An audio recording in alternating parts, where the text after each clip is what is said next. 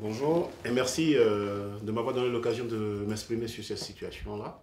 La Côte d'Ivoire c'est un pays qui est pris en otage. Parce que au 11 avril, comme le disent si bien les Ivoiriens, le pays a été confisqué.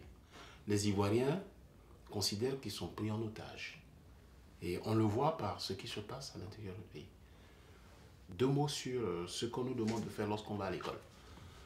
Je considère que lorsque nos parents nous mettaient à l'école, ils nous amenaient à apprendre ce qu'on appelle ici la méthode. La méthode, c'est comment adapter la manière de vivre à notre culture. Et je crois que lorsqu'on vient et qu'on acquiert cette méthode qui est finalisée par des diplômes, on a l'impression qu'on a fini. Non. C'est l'acquisition d'une méthode pour aller apprendre à mettre en place ce que nous avons dans nos cultures. Ce qui fait que la transposition de cette vision dans la tête de certains est une situation finie.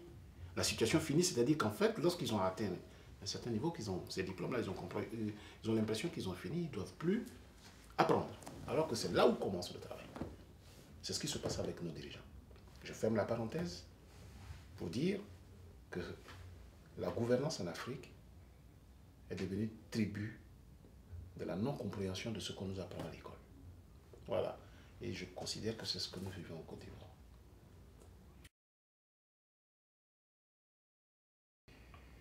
Mais lorsqu'on est otage,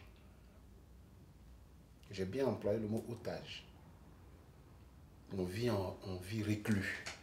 Lorsqu'on est reclus, on vit sur soi-même pour chercher les ressources nécessaires pour repartir plus tard.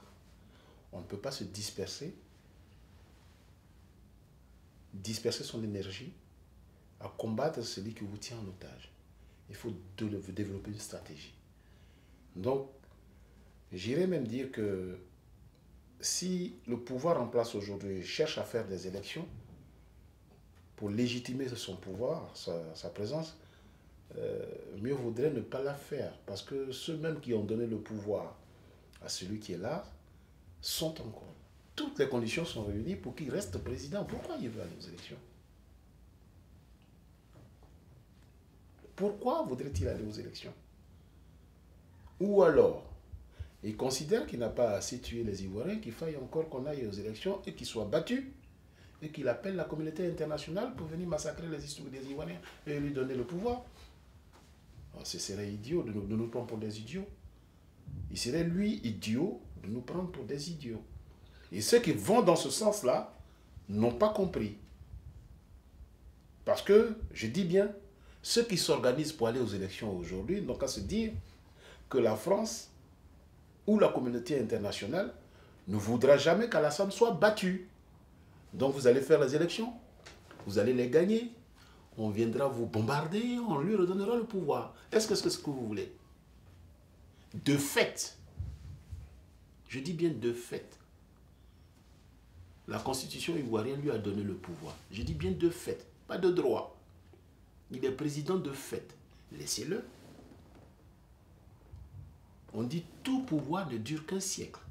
Même s'il doit durer longtemps, il a 100 ans. Après 100 ans, nos enfants prendront le pouvoir.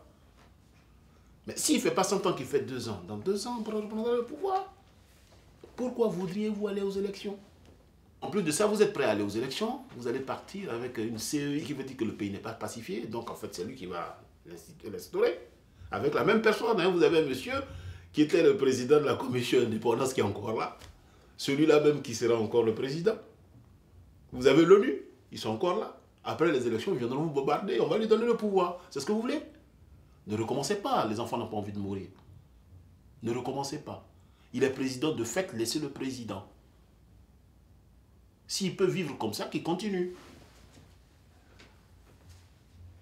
C'est un appel que je lance à ceux qui veulent aller aux élections. Ce serait idiot de votre part.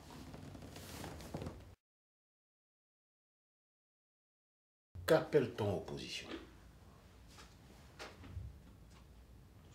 Pour qu'il y ait opposition, il faut qu'il y ait pouvoir. Qu'appelle-t-on opposition? Il n'y a pas d'opposition en Côte d'Ivoire. En Côte d'Ivoire, il y a le peuple. Et il y a la communauté internationale. C'est tout. Il n'y a pas d'opposition. Le jour où on nous rendra le pays, on aura des élections. Et qu'on le comprenne. Ce n'est pas la peine de spéculer sur des choses qui n'existent pas.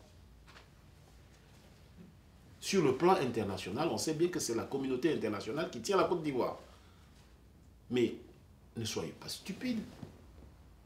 Le président de la République de Côte d'Ivoire est à La Haye.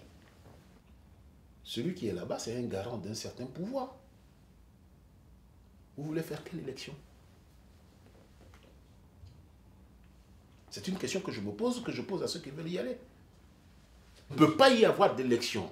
Lorsque Yaoundé est arrivé en Côte d'Ivoire, quand on est allé chercher de force au Ghana, c'est pour l'obliger à dédire la Constitution.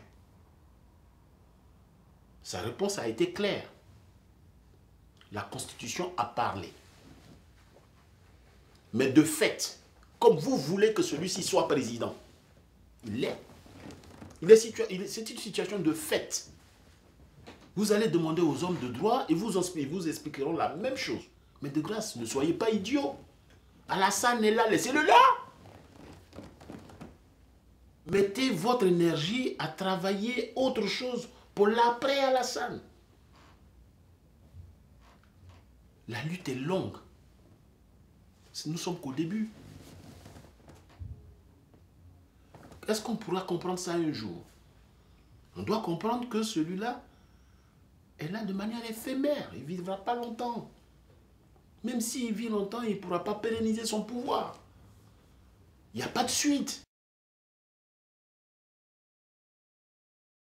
À voir ce qui se passe au sein de ce parti, je dirais tout simplement que c'est une turbulence qui passe, tout simplement parce que pour que cette situation prenne acte, il y a eu le passage du président François Hollande. Vous savez, les esprits humains sont des esprits malléables. Il suffit dans un panier d'oranges, comme on dit, de prendre une orange et pourrir l'orange. Et mettre l'orange dans le panier, on pourrit tout le panier d'orange. C'est le verre que François Hollande est allé mettre dans le FPI. Nous sommes assez matures, assez réfléchis pour comprendre que les phrases qui fusent de ceux qui ont rencontré Hollande n'honorent pas notre pays. Lorsqu'on entend dire que les Ivoiriens s'accrochent à Laurent Gbagbo qui est à La Haye comme des enfants qui s'accrochent au cercueil de leur père ou de leur mère qu'on va enterrer et qui refusent de comprendre que celui-là est mort. C'est une expression macabre, malsaine de la compréhension de ce qui se passe dans ce pays. Laurent Gbagbo n'est pas en prison. Laurent Gbagbo a été écarté du pouvoir.